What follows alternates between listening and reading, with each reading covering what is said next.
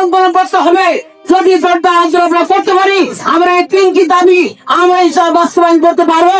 আর যদি দাবি যদি আদায় করতে না পারি, আমরা যদি আন্দোলন করতে ব্যর্থ হই, তা আমাদের 14 বছর হয় নাই, আরো 3-4 বছর লেগে যাবে। রেল লাইন হবে না, মেডিকেল কলেজ হবে না, বিশ্ববিদ্যালয় হবে না। আমাদের সবাইকে জিন্দাবাদ দিকে উদ্যক্ত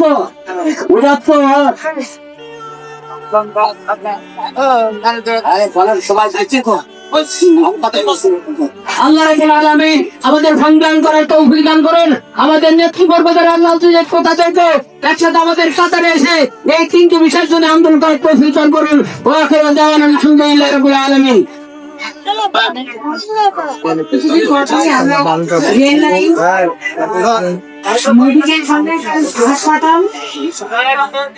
এবং আমরা চাইগুলো শিক্ষা প্রতিষ্ঠান পড়াশোনা আলাদা সরকারি কোনো শ্রমিক পড়াশোনা করতে গেলে আগে বক্তব্য বলে গেছে আমাদের অলরেডি কথা বলিয়ে দিয়েছেন। এরপর থেকে আমরা যারা বক্তব্য দিব তা অবশ্যই 2 মিনিটের বেশি যাবো না, 2 মিনিটের 2 মিনিটের এবার আমাদের সাধারণ সম্পাদক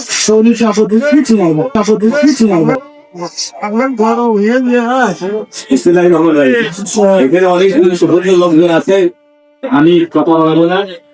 বলছি আমাদের যে কথা বলছে যে আমাদের ঝিনাইদহে medical college, university, rail line সহ বিভিন্ন দাবি আমাদের আছে। তো আমি তৎকালীন ব্যবধান নিয়ে একটি বিষয়ে কথা বলে কথা শেষ করছি।